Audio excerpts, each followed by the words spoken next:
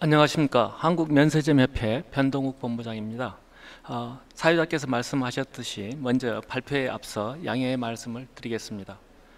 당초 본 발표는 롯데면세점의 김준왕 상무께서 진행해 주시기로 공지되었습니다만 현재 코로나 격리 중에 있어 부득이 제가 대신 발표하게 되었다는 말씀을 드리면서 양해를 구합니다. 그러면 발표를 시작하겠습니다.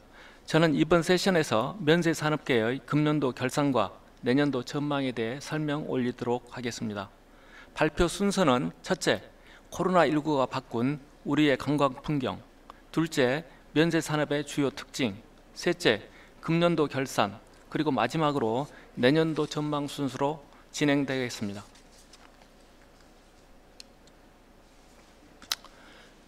먼저 코로나19가 바꾼 우리의 관광 풍경입니다. 2019년 12월 시작된 코로나19의 세계적 확산은 지구촌의 정치, 경제, 사회, 문화 등 모든 영역에 걸쳐 봉쇄라는 여태까지 겪어보지 못한 광범위하고 극적인 변화를 가져왔습니다. UN 인도주의 업무조정국이 발표한 최근의 코로나 확산 지도를 보면 보시다시피 붉은 색깔로 표시되는 락다운과 여행 제한이 적용되는 국가와 지역은 금년 10월 현재 229개에 이르고, 이는 아직도 거의 모든 국가가 어떻게든 여행 제한을 실시 중에 있다고 할 수 있겠습니다.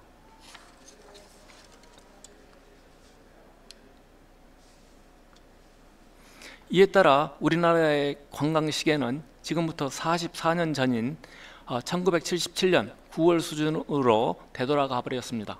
1977년 9월에는 9만 명이 입국했는데 올 9월에도 딱 9만 명이 입국했기 때문에 그렇게 평가하는 것입니다.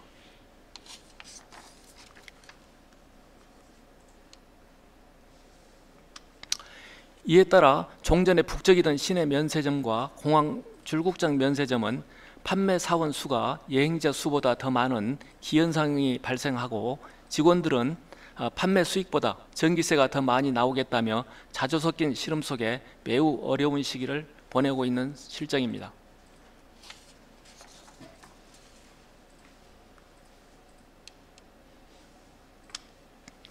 다음은 면세산업의 주요 특성을 살펴보겠습니다. 면세산업은 매장, 보관 창고, IT 지원 시스템 등 마련 때문에 초기 투입 비용이 수천억 원에 이르는 등 대규모 투자 사업이며 그 회수 기간도 장기간이 소요됩니다. 그리고 과거 사례를 보면 사스, 메르스, 사드 사태에서 볼 수 있듯이 우발적 사태에 따라 수요 변동폭이 매우 커서 안정된 일정 수요를 확보하기가 대단히 어려운 산업입니다. 또한 면세점은 고급품을 취급하는데 이를 공급해주는 콧대 높은 주요 브랜드사와의 협상도 쉽지 않아 중소기업의 시장 진입이 매우 어려운 업종이기도 합니다. 또 면세점은 국내의 약 350여 개 제조업체와 해외의 약 50여 개 업체 등의 수출 플랫폼으로서의 성격을 가지고 있으며, 면세품을 사러 외국인이 우리나라를 방문하도록 유인하도록 하는 기능도 매우 커서 관광산업 생태계에서도 매우 중요한 역할을 담당하고 있습니다.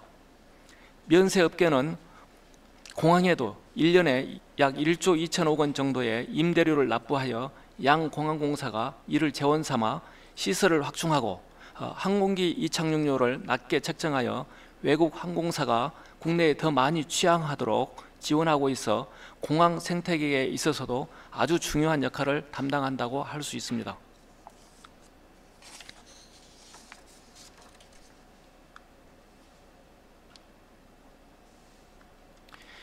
면세점에는 5종류가 있는데, 먼저 시내 면세점은 우리나라에만 있는 독특한 제도로서 여성들이 매장을 천천히 둘러보면서 좋은 제품을 구매할 수 있게 해주는 환경을 조성하여 면세점 매출을 올려주는 면세점의 효자 사업장입니다.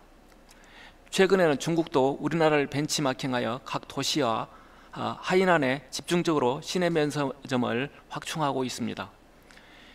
출국장 면세점은 공항만에 있는 면세점이고, 외교관 면세점은 외교관만 제한적으로 이용할 수 있는 공간입니다.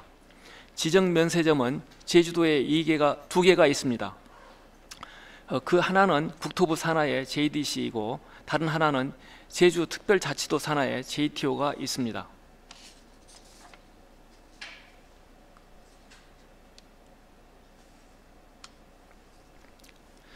세계 시장에서 우리 면세 산업의 위상을 보면 1919년 세계 전체 면세점 매출은 834억 달러였고 이 가운데 우리 업계는 213억 달러로 약 25% 정도의 비중으로 세계 1등을 차지했습니다.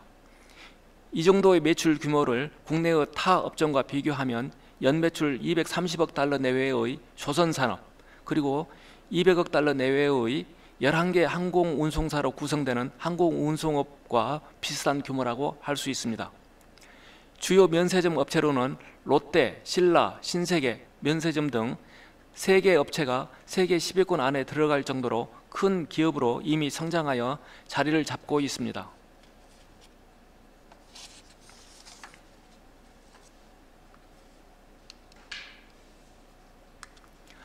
다음으로 금년을 뒤돌아보면 각국의 봉쇄 조치와 코로나 쇼크로 인해 올해는 여행자도 없고 수요 절벽 상태이며 매출도 억지로 만들어내고 있는 상황입니다. 근로자도 절반이나 감소하여 여행업계와 마찬가지로 면세점 업계는 지난해에 이어 올해 역시 코로나로 인해 가장 큰 피해를 입은 업종으로서 최악의 한 해를 보내고 있다고 할 수 있습니다.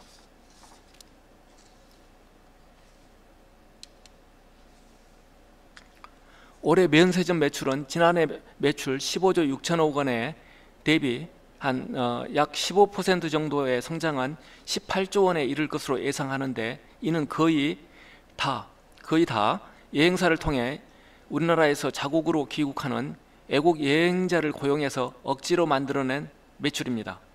이로 인해 면세점 업계의 영업이익률은 마이너스를 기록하고 있고 면세점이 여행사에 지급하는 송객 수수료는 올해만 2조 3천억에 달하여 면세점은 거의 거액의 적자를 면치 못하고 있는 실정입니다.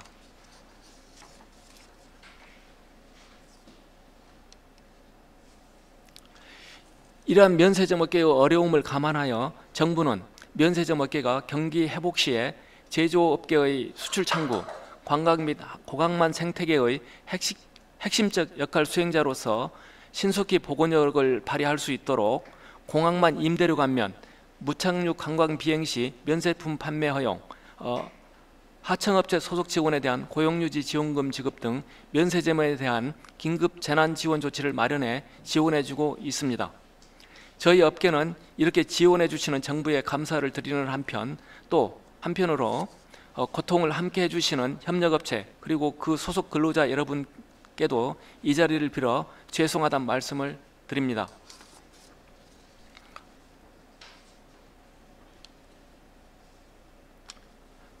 다음은 내년도 전망에 대해 말씀드리겠습니다. UN 산하의 세계관광기구가 세계 300여 전문가 패널을 조사하여 발표한 최근 보고서에 따르면 내년에는 백신과 치료제의 보급으로 올해 공무 위주로 주로 이루어지고 있는 출입국이 내년 하반기 이후부터는 관광 목적의 해외여행으로도 빠르게 확산될 것으로 예상하고 있습니다. 이에 따라 우리 항공업계도 현재 2019년에 5% 수준에서 이루어지고 있는 출입국이 내년 하반기부터는 낙관적으로는 최대 50% 수준에 도달하고 내년도 연간 평균으로는 약 30% 수준까지 개선이 가능하다고 예상하고 있습니다. 하지만 전체적으로 가장 실적이 좋았던 2019년 수준으로 회복은 대체적으로 2024년 이후가 될 것으로 전망하고 있습니다.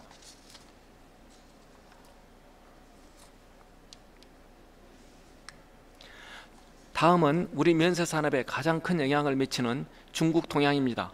중국은 최근 해외 소비를 국내 소비로 전환시키고자 자국 내 면세산업을 획기적으로 육성하고 있습니다.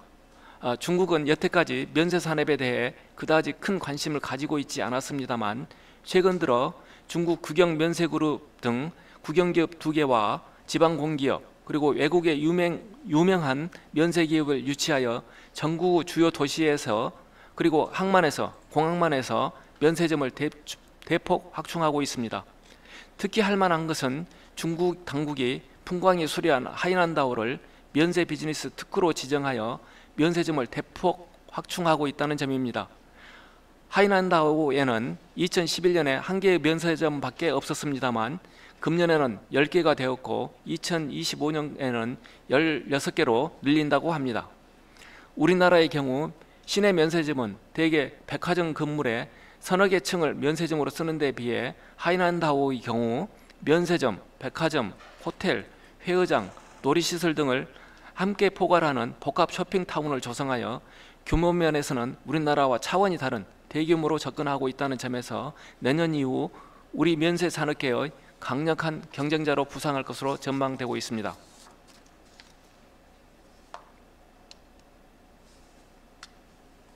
이에 저희 업계에서는 앞서 말씀드린 바와 같이 내년 상반기에는 실적이 저조하고 하반기에는 빠르게 회복되는, 즉 전체적으로 상저하고를 예상하고 연평균으로는 금년보다 대략 15% 이상의 높은 수준으로 각 회원사가 사업계획을 수립하고 있습니다.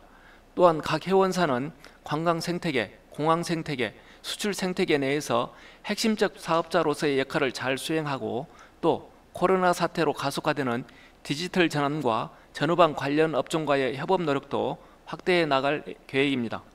아울러 새로운 경쟁자로 부상하고 있는 중국의 면세점 굴기에도 효과적으로 대응하는 차별화된 노력을 정부와 협력하여 적극 마련해 나갈 예정입니다.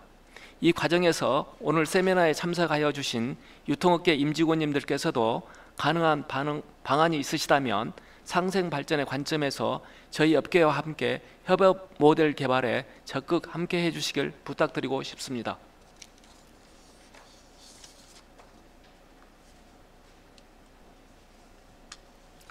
끝으로 앞서 말씀드렸습니다만 저희 면세업계는 지금 정말 어려운 시기를 보내고 있습니다. 하지만 위기에는 위험도 있지만 어려운 시기를 잘 견디어내면 반드시 좋은 성장 기회도 온다는 믿음을 가지고, 그리고 향후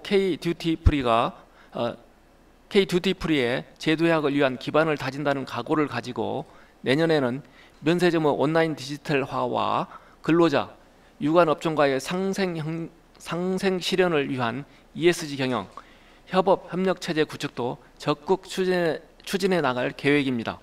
이러한 과정에서 국회, 정부, 관련 민간업계와 긴밀한 협조 체제를 구축하여 우리 사회의 소득과 고용 창출에도 더 많이 기여하고 가시적 성과를 만들어낼 수 있도록 여러분과 함께 최선의 노력을 기울여 나가겠습니다. 경청해 주셔서 감사합니다. 이상으로 발표를 마치겠습니다.